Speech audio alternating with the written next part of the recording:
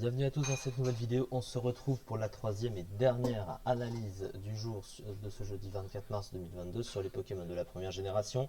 Et le dernier Pokémon que l'on fait aujourd'hui, c'est donc Macogneur. Macogneur, qui est un Pokémon très intéressant, alors qui a baissé de niveau avec les générations. Malheureusement, mais c'est un Pokémon qui à ses débuts était assez fort, parce que des gros types combat comme lui au début il n'y en avait pas, presque pas de très très bons, et c'était un de ceux qui tapait le plus fort, donc c'est pour ça. D'ailleurs c'était le meilleur type combat, en première génération, et puis c'est un de ceux qui a eu le meilleur accès en stab combat avec coup croix, qu'il a obtenu derrière. Enfin, on va parler de tout ça évidemment. On va parler du Pokémon en lui-même actuellement, mais le problème c'est qu'il est devenu moins fort avec les générations, donc voilà, c'est quand même un peu dommage. Alors Macognure, c'est un Pokémon de type combat pur, donc le type combat c'est un excellent type, évidemment, puisque c'est un des trois types qui sert à passer le type AC, surtout qu'il a un stab dessus, il est équilibré, il a trois résistances et trois faiblesses. Des faiblesses gênantes, au type fée ou vol, même le type psy assez gênant. Trois résistances insectes, ténèbres et roches, donc il y a la résistance au piège de roc, la résistance à la fois à demi-tour et sabotage, et des type ténèbres qui reste quand même un bon type de coverage node, donc ça reste pas mal. Le truc c'est qu'il n'a pas de double type, donc il est un petit peu limité en termes de stab, tu préfères toujours avoir un double type évidemment. Le type combat c'est pas un excellent stab, c'est plus un bon type de coverage pour passer le type acier comme j'ai pu le dire, parce que c'est un type qui en lui-même est beaucoup résisté, les types spec, les types poison, les types vol, etc. Beaucoup résistent au type combat lui-même, donc c'est un type qui a besoin de coverage autour parce que sinon il est un peu limité. Les trois talents du Pokémon, alors le premier c'est Cran qui lui donne 50% de boost sur ses attaques physiques, tout en ignorant la division par deux de la brûlure, si il se fait brûler. Et donc c'est pour ça qu'en général tu mets une orbe flamme à ce Pokémon pour lui infliger son statut à un tour d'intervalle, il faut un tour pour que ça s'active, mais voilà, après il fait très très mal, sachant qu'il a une très grosse puissance de frappe, donc ça va bien avec évidemment.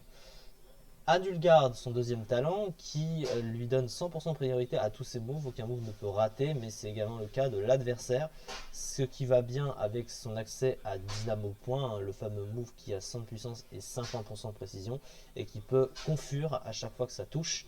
Et bien avec Adulgard, comme ça 50% de précision de base, ça touchera toujours, et ça fait quand même 150 de puissance avec le stab combat, donc franchement très puissant, surtout que c'est sûr que ça confuse l'adversaire. Et son dernier talent c'est Steadfast, donc c'est impassible, qui lui donne un boost en vitesse s'il se fait flinch. Ça c'est beaucoup trop situationnel et c'est pratiquement jamais vu en stratégie.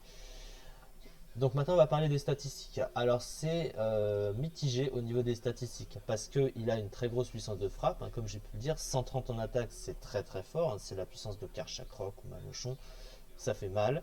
À côté, il a un bulk qui est correct, 90 en défense, 90 PV, pardon, 80 défense, 85 en SPDF. Mais le problème, c'est qu'il a une mauvaise vitesse qui n'est que de 55. Donc ça, c'est un peu dommage. Ça veut dire qu'il peut quand même tanker et taper, mais son placement est plus difficile parce qu'il est un peu trop lent.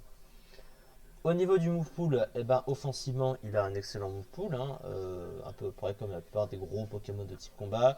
Il possède Gonflette pour se booster, sachant qu'il a déjà Cran de base pour se booster si jamais il utilise une Orbe Flamme par exemple.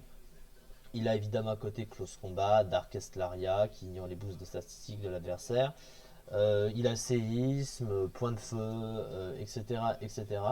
Donc à ce niveau-là, il n'a pas trop à se plaindre, évidemment. Par contre, il est un peu limité en capacité de soutien. Alors, il possède une priorité, également un pistopoint qui lui permet de compenser sa mauvaise vitesse. La seule chose, c'est qu'il n'a pas, par exemple, Mac Punch, qui aurait été une priorité stabée plus intéressante que pistopoint qui là n'est pas stabé et ne profite pas de boost supplémentaire. Ça reste un peu faible. C'est plus pour donner un tout petit peu de une petite attaque supplémentaire pour être sûr qu'il puisse taper un peu si jamais il se fait trop affaiblir, mais globalement c'est moins fort qu'un Mac Punch sur ce genre de Pokémon, sachant que Beto Chef a souvent été meilleur que lui parce que lui a accès à Mac Punch stabé et surtout il tape plus fort. Donc, voilà, évidemment. D'ailleurs il est très similaire à Beto Chef, parce qu'ils se ressemblent beaucoup, mais voilà, Macognan lui est tombé dans les tiers, globalement comparé à lui.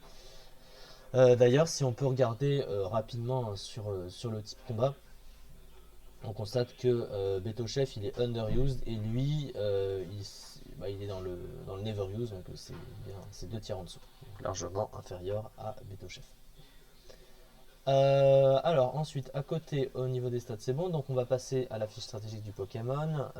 Très bonne attaque couplée à un large pool offensif ainsi que des défenses correctes, type combat bon offensivement, accès à 2 talents utiles, cran et adulte garde, vitesse médiocre, absence handicapante de Mach Punch et de capacité de support.